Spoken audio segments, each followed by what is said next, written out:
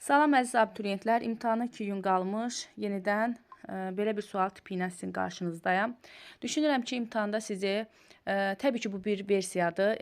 İmtahanda mən elə gəlir ki, sizi ikiqat mayalanma və Karpachenko metodunun qarşılığı sintezi bir sual gözləyə bilər.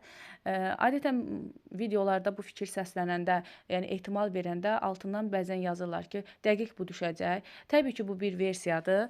Heç kim imtahana düşəcək dəqiq sualları bilmir. Deməli, düşünürəm ki, bu günə qədər artıq siz ikiqat mayalama ilə bağlı əsas məqamları bilirsiniz. Sadəcə burada diqqət eləməli olduğunuz məqam, yəni aktual olan, gündəmdə olan sual tipidir bu. Bunu mən istəyirəm sizin diqqətinizə çatdırım. Deməli, biz bilirik ki, bəzi heyvanlarda və bitkilərdə dişi heteroqametliyi var. Bunlardan biri də çiyələk bitkisidir. Belə ki, çiyələkdə dişilərin cinsiyyət xromosomu XY, erkəklərin cinsiyyət xromosomu isə XX-dir. Buna dişi heteroqametliyi deyilir.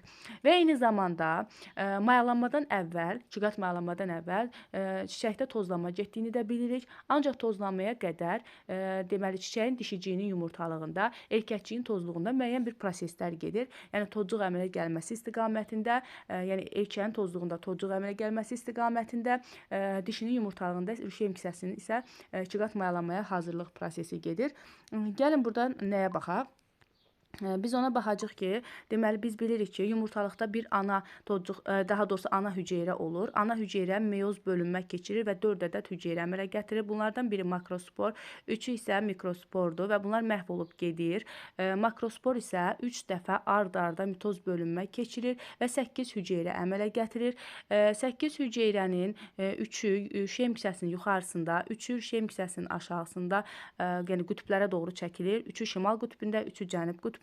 Daha doğrusu burada 4-ü şimalda, 4-ü cənubdadır. Sadəcə bunlardan ikisi mərkəzə gəlib mərkəzi hüceyrəni əmələ gətirir.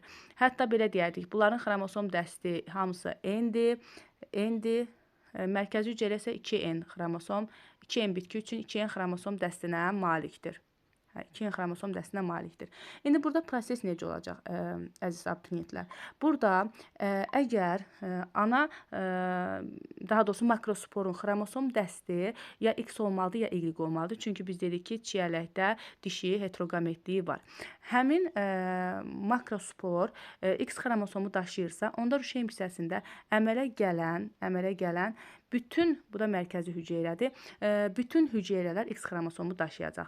Belə ki, bunlar haploidli bir cinsi xromosom olacaq. Bunlar haploidli bir cinsi xromosom daşıyacaq. Mərkəzi hüceyrə isə diploidli 2 dənə X cinsi xromosom daşıyacaq. Ya vəziyyət belə olmalıdır, ya da ki, deməli, burada əmələ gələn yuxarıda 3-ünü çəkək, aşağıda 3-ünü çəkək. Bunun birinin içini rəhləyək. Bu yumurta hüceyrədir. Deməli, ortada mərkəzi hüceyrəni biraz iri çəkək. Ya da əgər makrospor Y xromosomu daşıyıbsa, axı mitoz bölünmədir. Mitoz bölünmədən yaranan hüceyrələrin hər biri də cinsiyyət xromosomu olaraq Y xromosomu daşıyacaq. Mərkəzi hüceyrənin vəziyyəti isə diploid olduğu üçün Y olacaq. Ya da rüşeym hissəsində vəziyyət belə olmalıdır. İndi gəlin sualımıza baxaq. Sualda bizə nə deyir? Sualda bizə deyir ki, çiyələk bitkisinin toxumunun endosperm hüceyrəsində cinsi xromosomlar X, Y ola bilərmi? Əziz şagirdlər, abituriyentlər, bəli, ola bilər. Nəyə görə? Əgər, deməli, mərkəzi hüceyrəni əvvəlcə görək, biz mərkəzi hüceyrə nədən yaranır?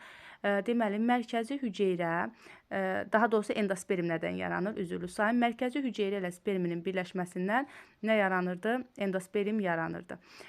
Deməli, əgər Əgər mərkəzi hüceyrə XX olarsa, sperm onsuz da X olacaq. Çünki erkəklər XX cinsiyyət xromosomu daşıyır. Onda vəziyyət burada 3X olmalıydı. Endosperm ya 3X olmalıdır. Ya da ki, mərkəzi hüceyrəmiz Y xromosom dəstinə malik olsaydı, spermi ancaq X daşıyacaq, ya da vəziyyət X, Y olmalı idi. Deməli, bizdə də şərtdə onsuz da bunu soruşur. Endospermdə cinsiyyət xromosomları X, Y olsun. Ola bilər. Axırıncı variant, əgər mayalamada bilavasitə iştirak edən hüceyrələr edən rüşeym hissəsi Y xromosomlu makrospordan əmələ gələrsə. Biraz tələsik danışıram. Vaxtın azlığına görə diqqətiniz üçün təşəkkür edirəm.